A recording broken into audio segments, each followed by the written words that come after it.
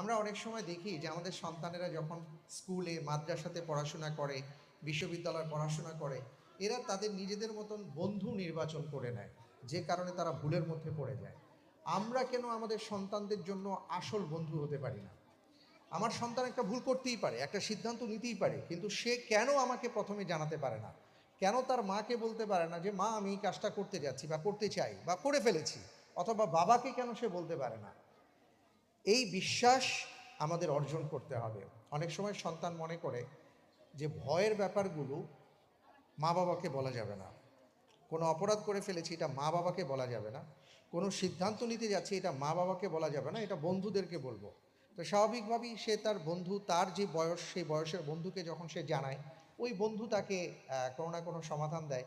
আর আমরা যদি আমাদের সন্তানদের আসল বন্ধু হতে পারি, তাহলে এই ভুলগুলো হবে না।